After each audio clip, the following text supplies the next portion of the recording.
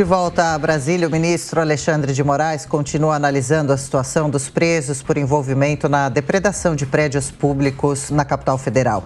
Até agora, 354 detidos tiveram a prisão em flagrante convertida em preventiva e 220 pessoas conseguiram liberdade provisória mediante medidas cautelares como o uso de tornozeleiras eletrônicas. A previsão é de que todos os casos sejam avaliados até sexta-feira, como conta agora a repórter Yasmin Costa. O ministro Alexandre de Moraes considerou que existem provas da efetiva participação dos investigados em uma organização criminosa com o intuito de desestabilizar as instituições republicanas. Por isso, Moraes defendeu a manutenção da prisão de pessoas que foram presas durante os atos de vandalismo no último dia 8 de janeiro em Brasília. Moraes converteu a prisão em flagrante para prisão preventiva, que não tem prazo para terminar. Ele justificou a necessidade de garantir a ordem pública e a efetividade das investigações. Segundo o ministro, há evidência de que os presos cometeram os seguintes crimes: atos terroristas, inclusive preparatórios, associação criminosa, abolição violenta do Estado Democrático de Direito, golpe de Estado, ameaça, perseguição e incitação ao crime. A decisão de Moraes foi tomada depois que o magistrado analisou a audiência de custódia de 200 dos mais de 1.000 detidos em Brasília por envolvimento nos atos de vandalismo. O ministro ressaltou a necessidade de se apurar quem são as pessoas que financiaram o deslocamento dos vândalos para Brasília e a permanência deles na capital do país. O ministro afirmou que, embora haja indícios do cometimento de crimes, ainda não foram anexadas às investigações provas da prática de violência, invasão dos prédios públicos e depredação do patrimônio. O grupo liberado vai ter que cumprir medidas cautelares, entre elas, recolhimento domiciliar do período noturno e nos finais de semana com uso de tornozeleira eletrônica, proibição de se ausentar do país, cancelamento de todos os passaportes, suspensão imediata de qualquer documento de porte de arma de fogo, proibição de utilizar redes sociais e proibição de se comunicar com os demais envolvidos por qualquer meio. Em uma nota divulgada pelo STF, a Corte confirma que foram realizadas 1.459 audiências de custódia entre o dia 13 e o dia 17 de janeiro. A previsão é que as audiências terminem até sexta-feira.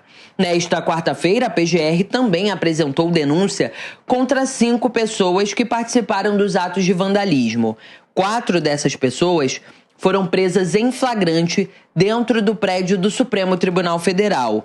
O 5º denunciado foi flagrado em um vídeo segurando a réplica da Constituição Federal que fica exposta no STF.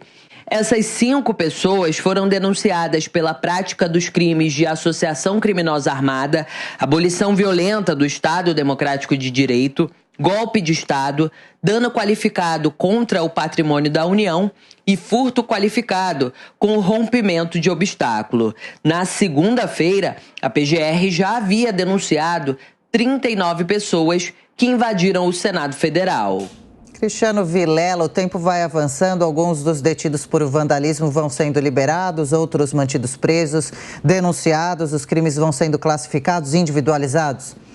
Exatamente. A lógica, ela tem que ser sempre a soltura depois da oitiva, depois da análise das condições em que foram feitos o cometimento de crimes e tudo mais, e a tomada de medidas cautelares para que, eventualmente, se haja uma proteção do direito, no sentido de que, eventualmente, a pessoa não venha a sair do país ou tomar alguma medida nesse sentido.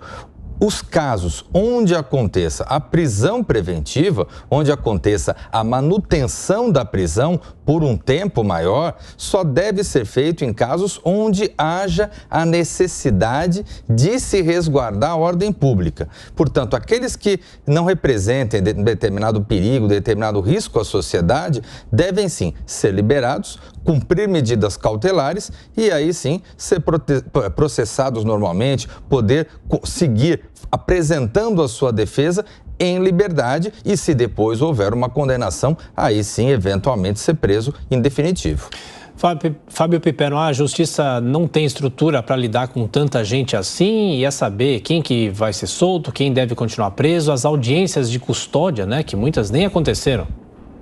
Claro, é muita gente, são mais de 1.000 pessoas, aliás, se a gente somar todas as pessoas que, inclusive, já foram detidas desde o dia 8 de janeiro e muitas delas já liberadas, inclusive naquela primeira leva foram liberadas aí 599 pessoas, a gente está falando de quase 2.000 indivíduos. De fato, é muita gente e é claro que isso traz muita morosidade a essa apuração, embora a gente tenha que reconhecer também que o ministro Alexandre de Moraes esteja procurando dar alguma celeridade a esse processo todo. Agora, chama a atenção o fato de que, ironicamente, para a sorte dessas pessoas, inclusive, não foi aprovado o projeto de lei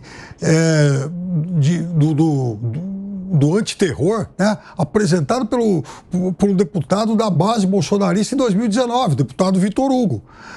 Por quê? Porque se naquele momento aquele texto tivesse sido aprovado, essas pessoas certamente seriam, inclusive agora, investigadas e possivelmente punidas com um rigor muito maior. Então, o texto que serve como base hoje para a lei antiterror, inclusive, não deve atingir a maioria dessas pessoas. É irônico, mas do ponto de vista do texto vigente hoje, essas pessoas, pelo menos a imensa maioria delas, essas pessoas não cometeram atos de terrorismo.